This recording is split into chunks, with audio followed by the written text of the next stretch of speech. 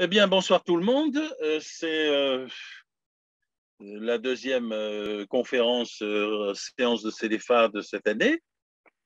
Et elle est consacrée à la collection, elle est consacrée au début de notre sphère céleste en Mésopotamie.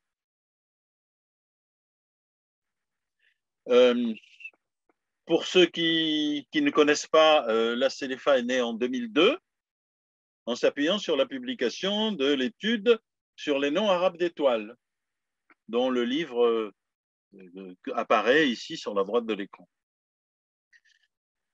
La CEDEFA et son site Uranos, que si vous êtes intéressé par l'histoire de l'astronomie et des représentations célestes, vous pouvez aller consulter. Si pour que ce soit simple, vous mettez Uranos et à côté CEDEFA, comme ça, ce sera plus facile, parce que aujourd'hui, il y a tout un tas d'hôtels, de groupes qui s'appellent Uranos. On n'y peut rien du tout.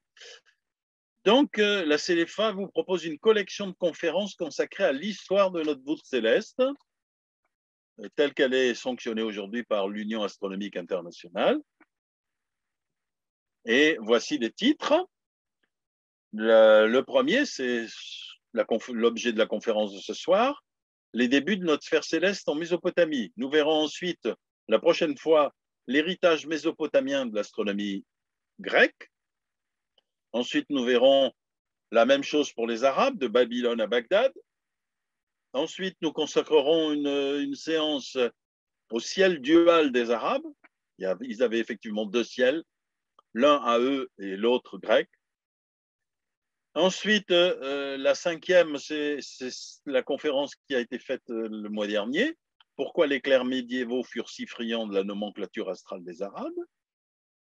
Et puis ensuite, il y aura l'héritage arabe qu'on regardera pas à pas, au fur et à mesure, depuis l'an 1000 jusqu'au XVIIe siècle, en gros.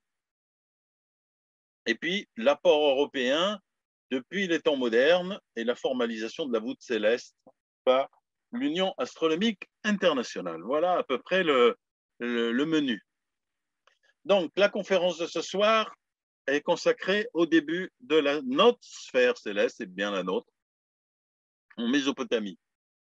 Et il y aura deux parties. La première partie sera astro-mathématique, en disant, elle fait apparaître la notion de sphère en Mésopotamie. C'est une idée d'autant plus importante que beaucoup se sont interrogés sur est-ce que les Mésopotamiens connaissaient la sphère?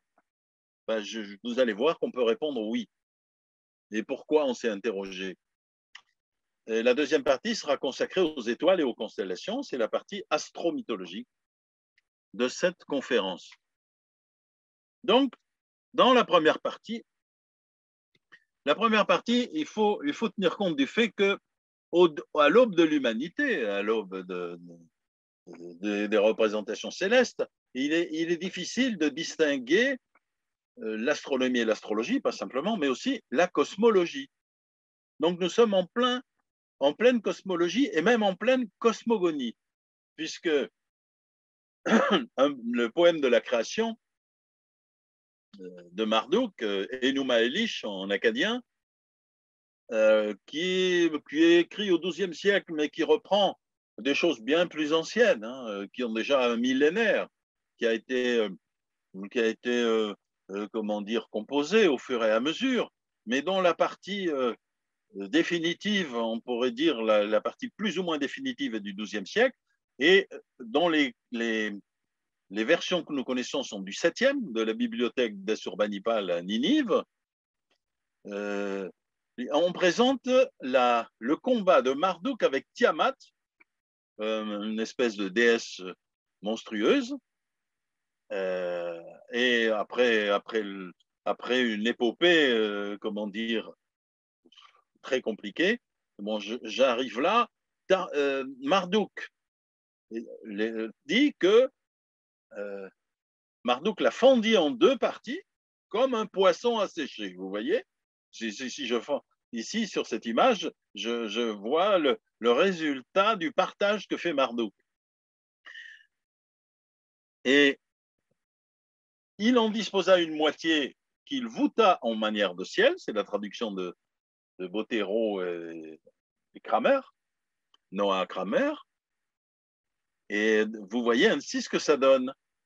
Vous voyez là le ciel et l'autre partie, c'est la terre, évidemment, ou les eaux du dessous, la terre. Voilà la fin. Alors, ce qu'on voit, c'est que ce cosmos mésopotamien, et c'est ce qu'avait dit, par exemple, dans leur livre, c'est ce qu'avait dit Noah Kramer, vous le voyez en haut, il donne ce schéma. Ce cosmos a une forme, il disait, sphéroïde. Voilà, c'est ce qu'avait retenu Kramer et Bottero, en se servant de cette image du poisson fondu en deux, qui, comme vous l'avez vu, a une image un peu de ce type. Le ciel inférieur est la voûte céleste. J'ai vu, on parlera des autres ciels tout à l'heure. Le ciel inférieur, c'est la voûte céleste. Elle est faite de jade, on dit. Bon, voilà. Le jade, il y a du jade bleu. Hein. Pour ceux qui sont étonnés qu'on parle de jade ici, il y a des jades bleus. Alors, si je regarde depuis la Terre, si je regarde le Soleil depuis la Terre, à l'horizon oriental, vous avez la position extrême du Soleil au nord, ici, et vous avez la position extrême du Soleil au sud. Alors, vous avez à chaque extrémité les solstices et au milieu l'équinoxe, c'est-à-dire l'équivalence du jour et de la nuit. Alors, les Babyloniens, très, très tôt, les astronomes et les devins babyloniens ont classé les étoiles sur un chemin du nord, un chemin nordique, le chemin d'Enlil. Enlil, c'est la divinité de l'air. Au sud, c'était le chemin d'Ea, c'est la divinité de l'eau. Et au milieu, le chemin d'Anu, qui était le père des dieux, avant que ce soit Marduk. Ces trois chemins correspondent à trois bandes en réalité. Quand on dit chemin, c'est trois bandes.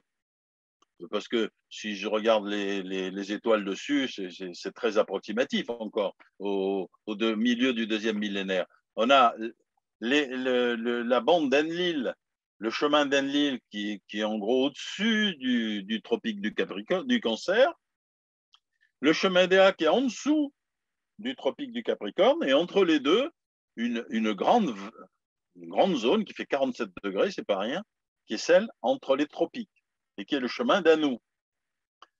Et c'est cette conception qu'on trouve à la fin du deuxième millénaire dans des calendriers dits 3 étoiles chacun, où pour chaque mois, on a une étoile, c'est un astre caractéristique, un astre d'Enlil, un astre d'Anu et un astre d'Ea. Et c'est très difficile à interpréter parce que dans ces astres, vous n'avez pas que des étoiles caractéristiques pour chaque mois. On a aussi des planètes. Donc, j'ai essayé de voir personnellement, je ne suis pas le seul, qui a essayé de voir pourquoi il y avait des planètes, quelle signification ça avait. Et la seule chose qu'on peut retenir, c'est une classification symbolique. Donc, ce n'est pas un calendrier purement astronomique, c'est un calendrier astro-mythologique. Il faudrait dire on verra pourquoi mythologique. Alors, essayons de revenir à notre ciel. Comment, si je regarde le ciel tel que je l'avais autrefois, on revoit ici vers 500, entre 500 et 1200, les différents chemins, les trois, Enlil, c'est important à retenir. Et si j'essaie de placer, de l'adapter à la sphère céleste d'aujourd'hui, voilà ce que ça donne en bas. Le chemin d'Enlil, au-dessus du tropique du Cancer, le chemin d'Anu entre les tropiques et le chemin d'Ea en dessous. Avançons un peu. Pour faire apparaître sur la sphère, on va voir pourquoi, la polaire. La polaire, elle est perpendiculaire au plan de l'équateur.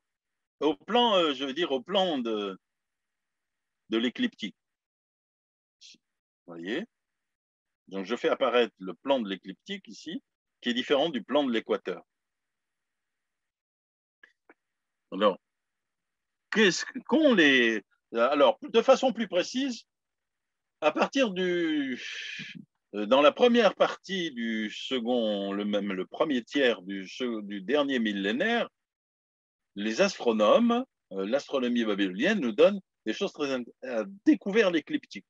L'écliptique, c'est le chemin du Soleil et des principales planètes, en gros, déterminé par le chemin du Soleil sur l'horizon, enfin dans la nuit. Les Babyloniens disent Haranu, vous voyez très bien que la ville de Haran tient son nom de là, le chemin. Et ainsi, l'écliptique qui apparaît dès les textes comme Moul Apin, qui est un texte célèbre, qui est une sorte d'encyclopédie qui date du règne, enfin, qui est consigné dans la bibliothèque d'Assurbanipal, c'est-à-dire vers dans la première moitié du 7e siècle. Eh bien, j'ai toutes les étoiles qui se placent sur l'écliptique. Alors, vous voyez ici, j'ai mis des étoiles caractéristiques, hein, alpha du bélier, alpha de la balance, et de l'autre côté, epsilon du cancer et bêta du capricorne. Donc j'ai bien un cercle là. Tout le monde sait aujourd'hui que c'est un cercle, l'écliptique. Mais les Babyloniens ne l'appellent pas cercle, ils disent chemin, tout simplement. Et pourtant, dans les mêmes années, il y a bien un chemin qu'ils appellent cercle, Kipat Zipi. Kipat, ça vous dit quelque chose, puisque ça a donné en hébreu Kippa, vous savez ce que c'est, et ça a donné en arabe Koufia en diminutif. Le diminutif Koufia, c'est un cercle, et qui correspond plus ou moins les étoiles qu'on a sur ce cercle, qu'on appelle en culminante, correspondent, comme vous le voyez, au tropique du Cancer, puisqu'on a epsilon du Cancer d'un côté, alpha de la Lyre, alpha Persée et alpha de Boutès. Bon. L'intérêt de ces deux cercles, c'est qu'ils sont tangents et que tous les deux, vous avez vu, sont tangents à l'étoile à epsilon du Cancer. Et si je prends le tropique ici, en bas, vous avez l'écliptique ici, et en haut, vous avez le tropique du Cancer. Si je prends ici la perpendiculaire dans le tropique du Cancer, j'ai ce qui correspond à la polaire à l'époque, qui a changé, hein, du fait de la précession des équinoxes, vous avez un changement. On est dans le cas du dragon. C'est pas très loin. Mais vous voyez que ces deux cercles tangents, c'est bien évident que ce sont deux cercles. L'un s'appelle ainsi, même le nom est apparu. Comment les faire... Dans quoi tiennent-ils ces deux cercles? C'est une figure mathématique. Ça tient dans quoi? Ben, il y a deux possibilités. Ou bien ça tient dans un cylindre, ou bien ça tient dans une sphère. Il n'y a pas d'autre possibilité. Regardons le cylindre, comme le cosmos n'est pas un cylindre, ça peut être qu'une sphère. Vous voyez, ça tient parfaitement. Voilà la sphère. Non, les Babyloniens, les Mésopotamiens n'ont pas eu de mot pour dire la sphère. Enfin, on ne trouve pas dans les textes ce mot. On trouve un mot pour cercle, mais on ne trouve pas un mot pour sphère. Est-ce qu'ils n'en avaient pas de mot? On n'en sait rien. Peut-être un jour, on le trouvera. Mais on doit dire de l'autre côté que les Mésopotamiens n'avaient pas l'habitude de théoriser, de conceptualiser toutes leurs notions. Elles existaient à l'état pratique, en tout cas, comme on le voit. Alors, faisons tenir le cosmos dans la sphère. Voilà ce que ça donne. Vous voyez que ça marche. Voilà donc vers 1650, dans la première partie du premier millénaire. Donc, on réduit le cosmos à une sphère. C'est parfaitement évident. Et d'ailleurs, il y a des indices pratiques du fait qu'il y avait une sphère, parce qu'ils utilisaient des cadrans célestes, qui étaient des demi-sphères. Donc, ils savaient pratiquement construire une sphère en astronomie, puisque c'était les demi-sphères qui servaient de cadran scolaire. Nous en parlerons après. On verra que les Grecs le revendiquent d'ailleurs. Les Grecs disent qu'ils ont appris ce type de cadran à Babylone, donc il n'y a pas de mystère. Voilà donc pour cette partie mathématique qui est importante. C'est important dans la mesure où ça règle un problème que se sont posés les historiens de l'astronomie. Maintenant, on va aborder les étoiles et la constellation. Donc, on rentre dans la partie astromythologique, je dirais. Ce qui veut dire que nos constellations, le bélier, le grand chariot, etc., sont nées à Babylone. On verra la prochaine fois que la moitié des constellations habituelles que nous avons, grecques, les 48 de Ptolémée, eh bien, la moitié de ces constellations a été empruntée par les Grecs à Babylone. Ce sera l'objet de notre prochaine, une partie de notre prochaine conférence. Alors, comment voit-on le ciel? Tout à l'heure, j'avais montré que le ciel inférieur, mais il y a trois ciels dans la cosmogonie, dans la cosmologie, babylonienne. Il y a un ciel supérieur qui est le domaine d'Anu. Anu, c'est le père des dieux, avant que Marduk lui prenne sa place vers la fin du premier millénaire, la fin du deuxième millénaire avant notre ère.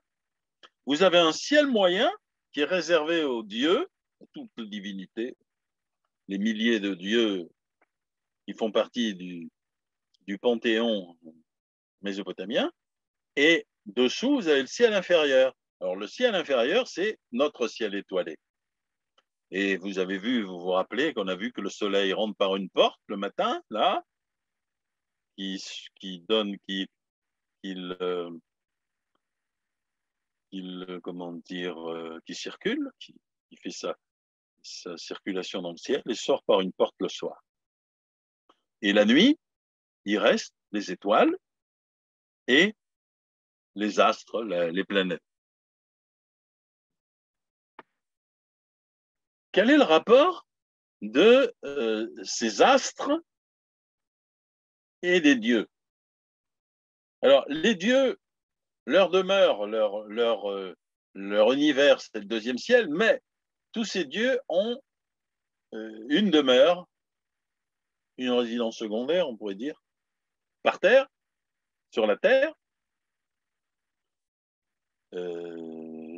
qui a donné des noms comme Babili, qui a donné en arabe Babellah. Hein, c'est comment dire, c'est des comment dire, c'est des demeures célestes et des demeures terrestres et dans le ciel des demeures célestes.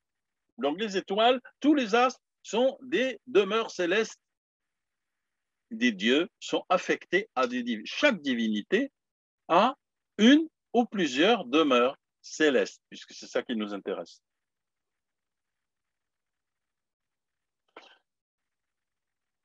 Alors, qu'est-ce qui se passe au départ? Les hommes, très tôt, se font une image des dieux, se font une représentation des dieux.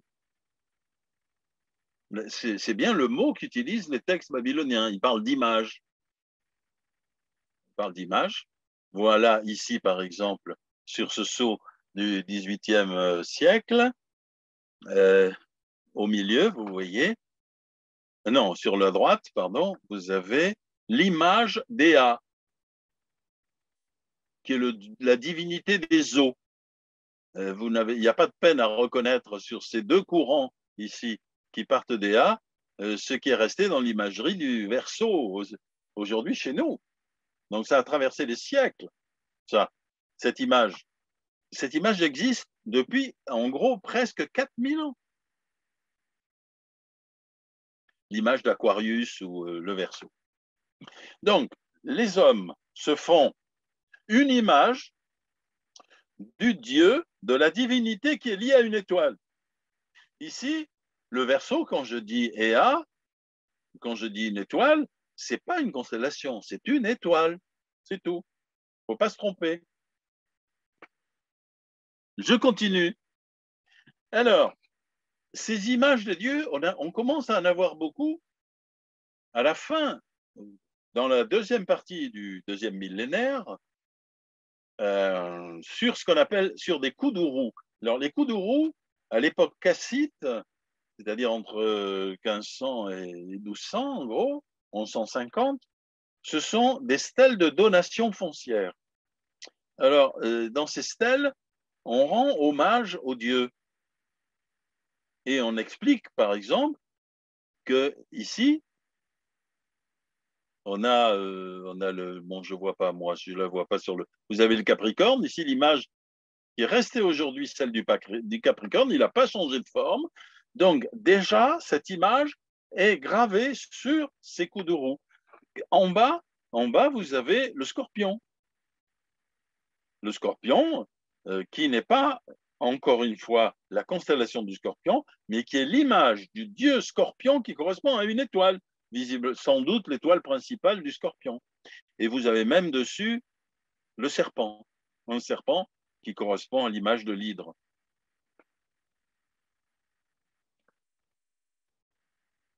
Comment passe-t-on? Le grand problème qui se pose, c'est comment passe-t-on comment dire, des étoiles, donc des représentations unistellaires, à des constellations, c'est-à-dire des groupes de constellations, des groupes d'images, des groupes d'étoiles, des constellations, c'est-à-dire des groupes. Alors, prenons, ici, j'ai donné le lion. Alors, on a l'image. L'image, on l'a ici sur une tablette d'époxélocide, c'est-à-dire après 303e, 2e siècle. Mais tout le monde convient que ce calendrier et ce texte comment dire, est une copie d'un texte plus ancien qui date du début du premier millénaire. Donc on a l'image du lion. Comment les hommes, avec une étoile et cette image, comment placent-ils l'image dans le ciel? C'est ça la question. Ils se sont mis à imaginer lorsqu'ils évoquaient une étoile, l'étoile du lion, l'étoile du scorpion, ce qu'on voit dans les textes jusqu'à la fin du deuxième millénaire, quand on voit le lion ou le scorpion, c'est jamais une constellation, c'est toujours une étoile. D'ailleurs, ça a été, comme elle a été mesurée par les astronomes, il s'agit bien d'une étoile et pas d'autre chose. Alors, comment la placer dans le ciel? Comment placer cette image du lion que j'ai dans la tête sur le ciel? Voilà, il y a plusieurs manières. Ça, j'ai l'étoile principale du lion qui s'appelle Shahrou le roi. Aujourd'hui, elle a un nom dérivé qui est Basiliscus. Régulus, pardon, Régulus. Les Grecs l'ont appelé Basiliskos et les Arabes l'ont appelé Maliki. Et donc, c'est toujours le roi. Vous voyez que ça vient de loin. Ce roi existe au deuxième millénaire avant notre ère. Alors, c'est l'étoile du lion. C'est aussi l'étoile du lion. Vous voyez qu'on peut le placer de 1000 manières et lui donner la taille qu'on veut. Alors, comment la placer déjà, indépendamment de la taille? Alors, il y a une chose simple, c'est que le soleil apparaît d'abord dans les premières étoiles de la région que je vais un peu qualifier du lion, où je vois l'image du lion à peu près. Les premières étoiles apparaissent. Comment appelle-t-on ce début, cette apparition? La région du ciel va s'appeler Réchou, la tête.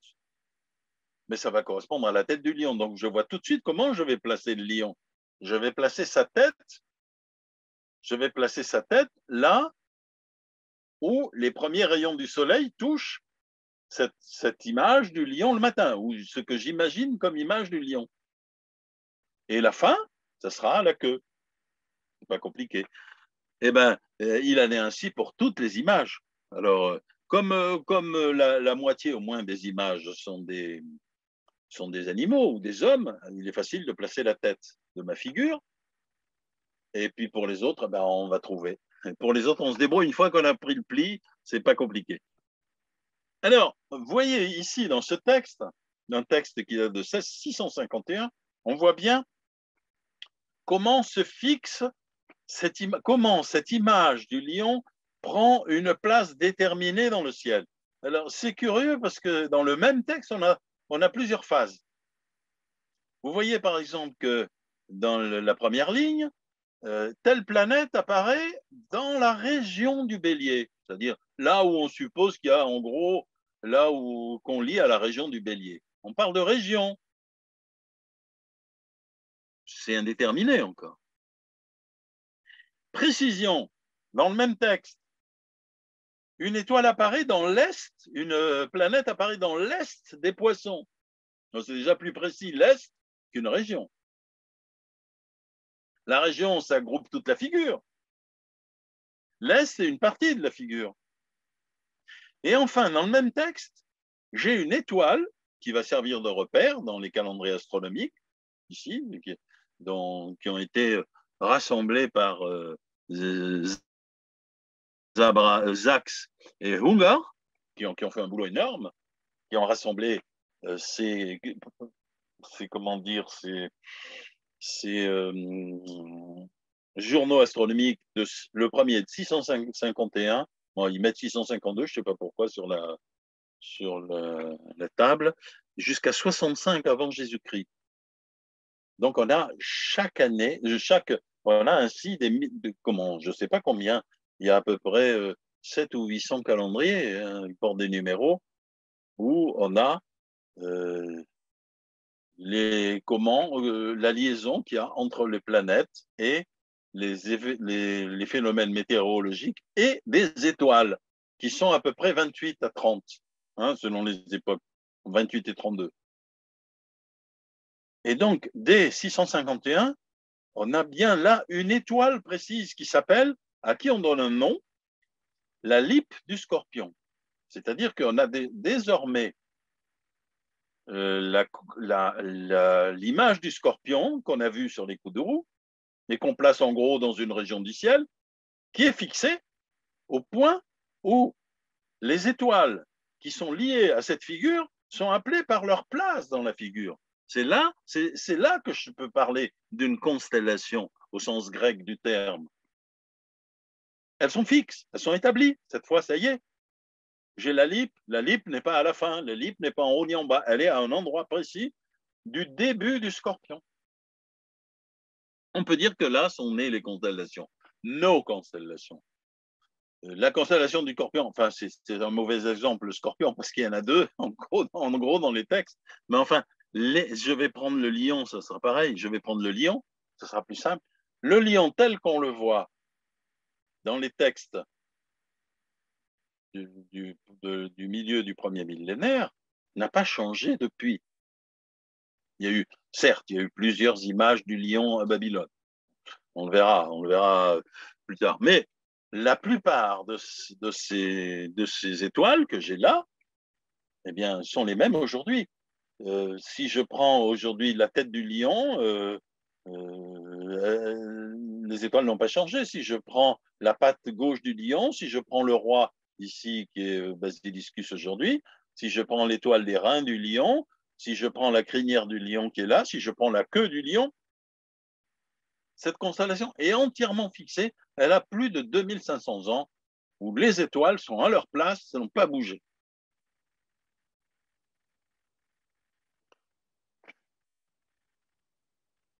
Alors, je vais aborder maintenant je vous ai dit que chaque étoile correspondait à un dieu. Alors, ce qui est intéressant, on parle beaucoup de la mythologie grecque, on parle des catastérismes en Grèce, c'est-à-dire la transformation des divinités en constellations. chez Ératosthène, par exemple. On nous raconte comment la grande ours est devenue la grande ours, comment comment Zeus a mis la grande ours dans le ciel. Mais les Babyloniens, comment dire, chez les Mésopotamiens, on peut lire la mythologie dans le ciel.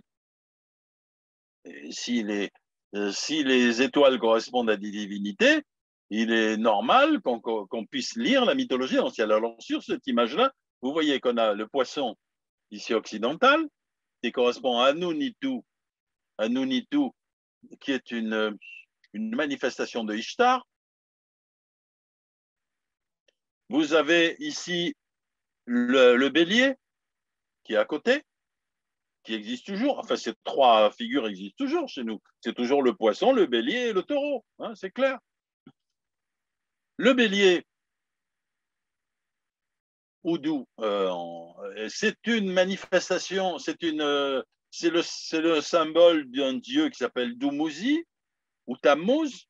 Alors, vous avez une mythologie qui lie Ishtar, qui est représentée dans le poisson, et Tammuz qui est ici. C'est la descente d'Ishtar aux enfers. On en reparlera. Vous savez très bien que Ishtar étant aux enfers pour aller chercher sa sœur Ereshkigal, eh bien, est rendue prisonnière. Et quand elle remonte, quand elle arrive à revenir sur Terre, qu'est-ce qu'elle voit? Tammuz, son amant, qui est en train de se parader avec autour de lui tout un tas de figures féminines, comment dire, les plus sensuelles les unes que les autres. Et Ishtar devient jalouse. Et elle envoie un sanglier qui va blesser Tammuz et qui va ensuite aller aux enfers, etc., qui va prendre sa place aux enfers. Alors, ce qu'on va retrouver dans la mythologie grecque, sous la forme de Adonis, Tammuz devient Adonis, et Ishtar devient Aphrodite.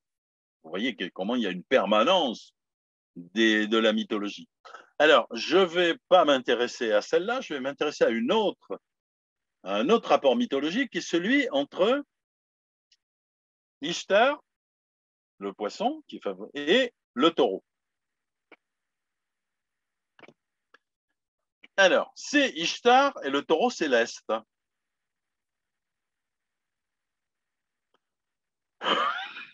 Alors, je ne sais pas. Alors, vous avez ici le Ishtar. Bon, c'est une image d'Ishtar. J'ai longtemps hésité sur cette image et je la mettais comme Ishtar. Elle est très tardive. Et puis maintenant, le Louvre l'a parfaitement identifiée comme une représentation d'Ishtar. Et à côté, vous avez le taureau céleste. Alors, qu'est-ce que c'est que cette histoire? Ishtar, donc, dans la comment dire, l'épopée de Gilgamesh. Ishtar, c'est cette divinité de l'amour présentée. Elle est aussi guerrière, hein, ça n'empêche pas, elle a les deux visages. Cette Ishtar fait du grain, on pourrait dire, à Gilgamesh, le roi d'Uruk. Gilgamesh ne lui répond pas. Regardez un peu ce qu'il lui dit. Regardez un peu comment il la reçoit. Alors, Ishtar. Allons, Gilgamesh, épouse-moi, offre-moi ta volupté. Que répond l'autre? Non, je ne veux pas de toi pour épouse. Tu n'es qu'un morceau de bitume qui souille, qui la touche, une chaussure qui blesse, qui la porte. Il y a 20, 30 vers comme ça. Viens, alors en plus il se fout d'elle. Viens que je te conte la triste histoire de tes amants. Tammuz, tout à l'heure dont j'ai parlé. Le chéri de ton jeune âge. Tu lui as signé une déploration éternelle. Bref, il l'envoie balader. Méchamment, hein, vous imaginez les paroles aimables, tu es une chaussure qui blesse celui qui la porte. Enfin, il y a 10 images comme ça. Que fait Ishtar? Ishtar, dépité, va voir son père, Anu, le père des dieux, et lui demande de fabriquer une créature spéciale, le taureau céleste dont je vous ai parlé. Vous l'avez vu là, le taureau céleste? Pour aller détruire la ville d'Uruk, la ville de Gilgamesh. Et effectivement, Anu se fait tirer par la manche, mais bon père, il donne raison à sa fille. Et il envoie comment dire, ce taureau, comment dire, ce taureau terrible à Uruk qui piétine, euh, quand, il, quand il souffle dans ses naseaux, les maisons s'incendient. Quand il frappe sur le sol, ce sont des tremblements de terre, etc., etc., etc. Et finalement, qu'est-ce qui se passe? Il se passe que Gilgamesh, aidé de son fidèle ami Enkidu, qui l'a ramené de la sauvagerie, hein, qui l'a civilisé, on pourrait dire. C'est la divinité de la campagne, alors que Gilgamesh est la divinité de la ville, de la civilisation. Il terrasse le taureau. Alors, sur la gauche, ils sont tous les deux, mais sur la droite, Gilgamesh est seul. Ceux qui connaissent la mythologie grecque, ils reconnaissent quand même que les Grecs avaient ainsi un taureau féroce qui a été évoqué pour punir. C'était quoi? C'est le taureau de Crète que va terrasser Héraclès. Vous voyez comment les choses passent, les choses sérites de Babylone ou de la Mésopotamie en Grèce. Bref, on a dans le ciel le taureau ici, dont la tête, l'étoile Aldébaran s'appelle aujourd'hui, s'appelle la mâchoire du taureau, ou la couronne d'Anu, ou le taureau céleste, eh bien Guanna. Hein. Donc, il n'y a aucun mystère. Comment dire, les constellations ici, que ce soit comment dire, le poisson, un des poissons, et le taureau, et le taureau ont donné les constellations que nous avons toujours, les poissons et les. Alors, cette histoire quand on regarde cette histoire de Vénus, vous savez très bien que dans la mythologie grecque, ça a été transmis par l'histoire qui est racontée par les poètes grecs et latins d'Aphrodite qui se baigne au bord de l'Euphrate avec Eros, son fils, et que Typhon soufflant, pour éviter la catastrophe, se jette dans l'eau et renaissent sous la forme de poissons, des poissons du ciel. Voilà l'histoire qui nous a été transmise par les Ératosthène, je pense. Alors, il y a d'autres constellations. Le ciel mésopotamien n'est pas un ciel entièrement construit comme les Grecs. Les Grecs, ils avaient l'esprit de système et ils nous ont, là où ils n'avaient pas des constellations babyloniennes, ou là où ils n'avaient pas les leurs, comme la Grande Ourse, eh ben, ils ont transformé des histoires en catastérisme, transformé un astérisme, comme dit Eratosthène, et ils ont couvert le ciel de constellations.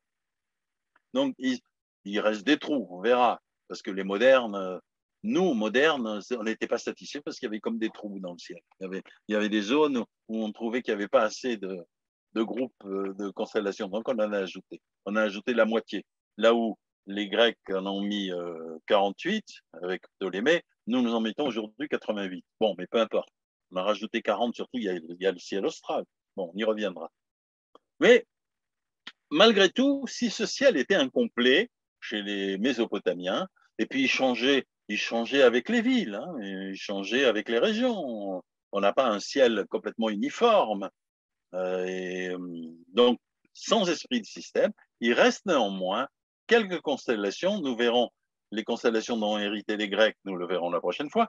Mais là, vous en avez des constellations qui ne sont pas passées, qui sont pas passées chez les Grecs et qui correspondent à une mythologie typiquement mésopotamienne. Alors, vous avez par exemple Zababa, qui est un dieu guerrier qui sera assimilé à Ninurta.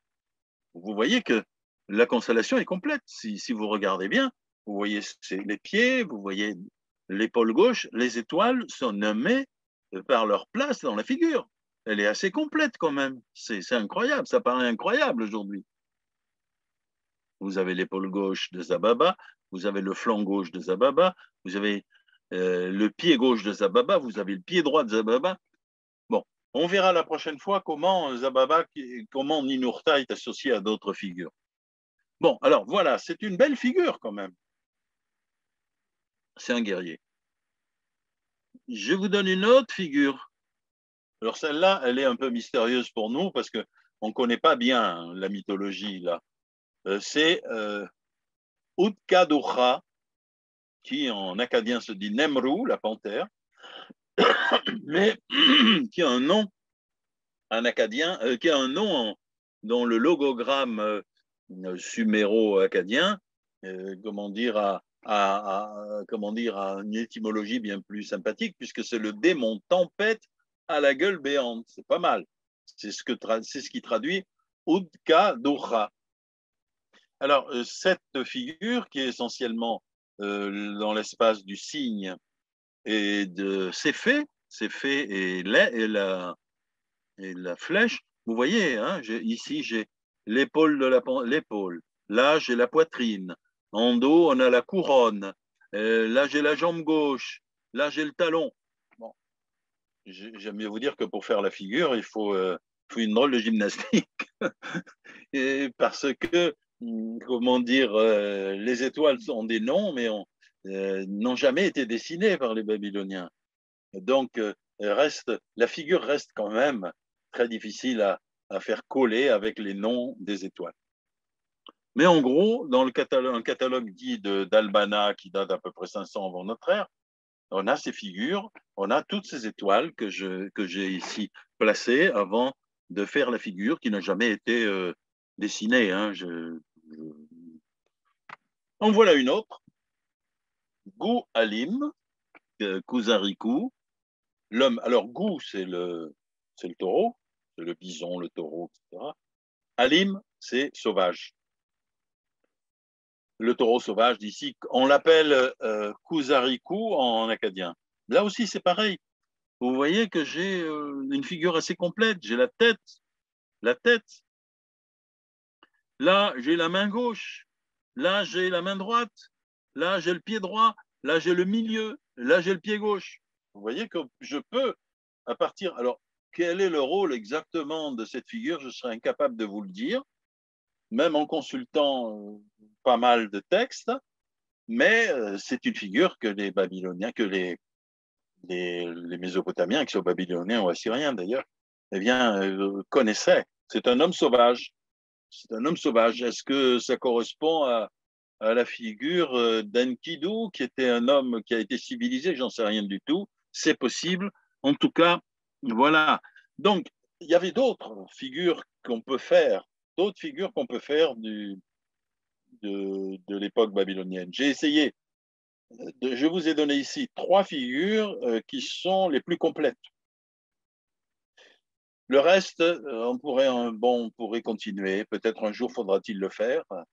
Il y a effectivement des figures du côté de Sirius, voilà, quelques-unes, mais c'est pas énorme, hein, le reste.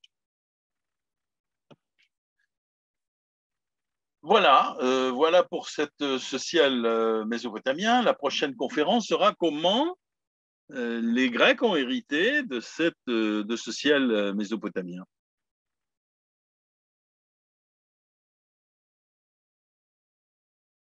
Alors, Karim, qui trouvait qu'il était curieux, c'est le moment de dire si sa curiosité a été satisfaite. Oui, c'est très intéressant, mais j'ai une question très simple.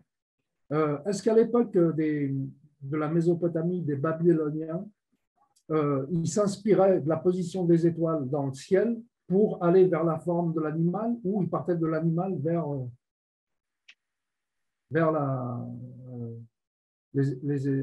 la position des étoiles? Qu'est-ce que ça veut dire partir de l'animal? C'est-à-dire, ils partent d'un animal, par exemple, là, tu as expliqué un petit peu le lion, le taureau, etc. Mais de ce que j'en ai compris, c'est-à-dire que l'animal en lui-même, quand il y a ces représentations, cette constellation d'étoiles, en quelque sorte, ça leur fait penser à un animal. Voilà, c'est ça. Pas du tout, justement. Alors, pas du tout. Les constellations ne sont pas analogiques. C'est-à-dire, Ah, ah, on ne voit pas dans le ciel l'animal. ouais. Il n'y a pas d'animal dans le ciel. Il y a un. Alors, j'aime beaucoup dire ça, mais il y a comment dire, un astronome, Sévère Sebort, qui Mm, était à l'époque omeyyade, qui écrivait en araméen, qui était évêque de Nizib, et qui a fait un livre qui a traduit Aratos en araméen, et qui a appelé son livre, je ne vais pas vous le dire en araméen, mais si je traduis en français, qui a été mal traduit parce que No, par exemple, au début du XXe siècle, l'a traduit par le livre des constellations. En fait, lui, il dit le livre des images que l'on croit voir dans le ciel. ah, D'accord. Alors, il dénonce l'idée qu'il y aurait un scorpion dans le ciel. Il dit non, ah, il n'y a pas de scorpion dans le ciel. C'est nous qui mettons un scorpion. Pourquoi? d'accord. Alors, qu'est-ce qui s'est passé? L'image était liée, l'image, le scorpion, Mhm, c'est un des symboles d'Ishtar. d'accord. Ishrara, en fait, qui est une des manifestations d'Ishtar. Mhm, Donc, quand je vois l'étoile alpha aujourd'hui du scorpion, l'étoile centrale, qu'est-ce que je fais? J'évoque un scorpion. ah, Et donc, au fur et à mesure du temps, on voit, quand on évoque cette étoile, on voit dans le ciel un scorpion. C'est ce que j'ai vu sur les coups de roue.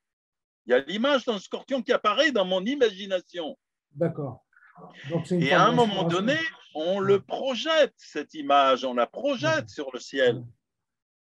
Donc, Ça, c'est un peu un phénomène c'est la deuxième. d'inspiration. Et après, eh bien, il va Ouais. falloir la caler, cette image. Je vous l'ai montré. Comment on la cale Donc, si et j'ai bien comment on la compris, stabilise.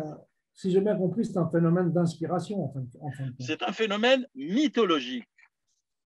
Ah, Les constellations sont mythologiques. Alors, est-ce mhm, qu'il n'y a pas des constellations analogiques, c'est-à-dire où la configuration d'un groupe donne l'idée d'une image? Oui, mais c'est un phénomène second. On a par exemple une constellation qu'on va appeler le triangle.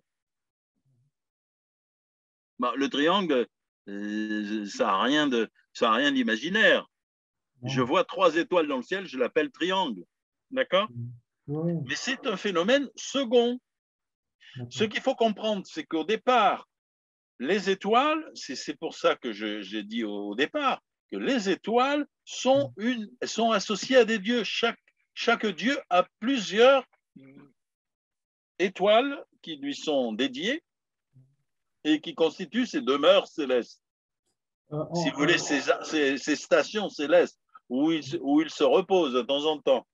donc, si c'est Et un donc, phénomène. l'image du Dieu, Ouais, que lit-on à cette étoile?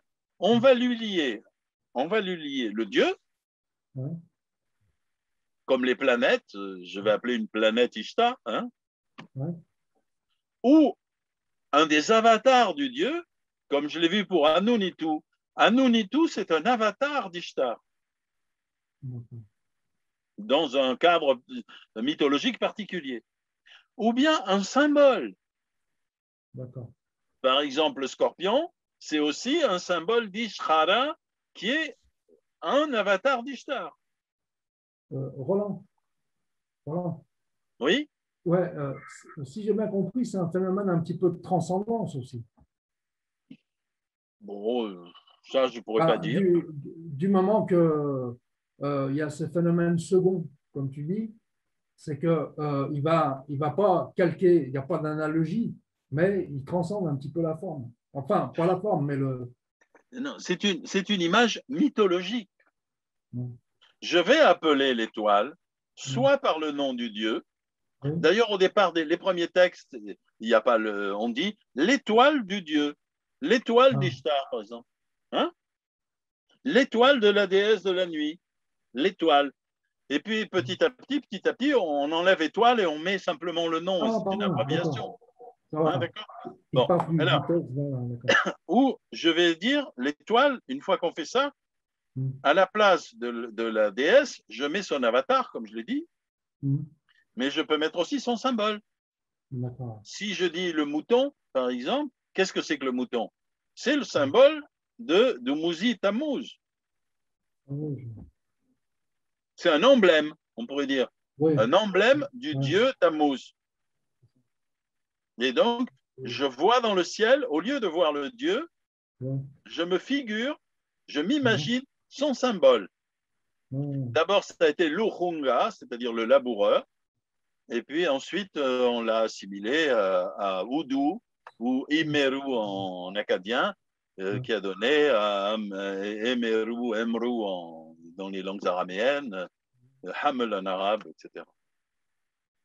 Bon. Ou bien, alors, cet emblème peut être un animal, mais il peut être aussi un objet. Oui, Les charrues, par exemple, mhm, où il peut être un objet ou par exemple, il peut être le chariot. Il y a plusieurs qui a donné le grand chariot que nous avons tous les jours, encore aujourd'hui.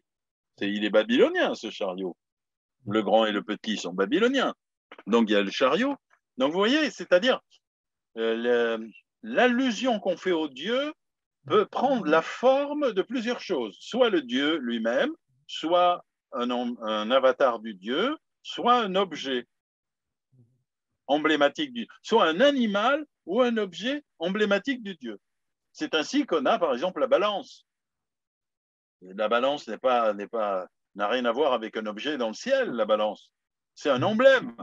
oui, On on verra ça une autre fois. C'est clair? oui, oui, c'est bon, c'est pour moi, ça va. Là, Mais c'est ouais, important cette chose. Mais j'assure que j'ai mis beaucoup de mal à établir ce processus que j'ai rappelé ce soir, parce que quand je lis encore des assyriologues qui ont traité, par exemple, qui ont publié énormément de traités astrologiques babyloniens, et je m'aperçois qu'ils hésitent entre le fait qu'une étoile soit une étoile ou une constellation. Et c'est oui, étonnant. Quand on a le je- nez dans les textes, ouais, on s'aperçoit, si on prend les textes, depuis le début, depuis les textes sumériens jusqu'à la fin, on voit dans le texte comment les identifications changent. Et comment naissent, comme je l'ai montré ce soir, les constellations. Mais je peux vous assurer que lorsqu'on parle du scorpion dans les textes d'avant le premier millénaire, jamais il ne s'agit d'une constellation. C'est toujours un, une étoile. Et d'ailleurs, les astronomes, quand ils ont mesuré, d'après les données babyloniennes, quand ils ont mesuré l'étoile, eh bien, ils trouvent une étoile, ils ne trouvent pas une figure. j'ai remarqué aussi, j'ai remarqué aussi, Ça euh, peut être un peu plus fort, j'entends pas très bien. oui, tu m'entends là, vous m'entendez Oui, oui, oui. là? J'ai remarqué aussi, j'ai noté la panthère Nemrou. Oui, Nemrou. Ouais. Ben, c'est le J'ai même été mot qu'en juste, arabe. est-ce que c'est un peu, c'est normal vu que c'est la région, parce qu'en arabe on dit Nimr. Donc Oui, en oui, c'est le Nemrou, même nom, Nimr. bien sûr. Bien sûr, c'est le même nom. C'est un peu normal. Oui, c'est C'est un vrai que peu normal, oui. Et même beaucoup.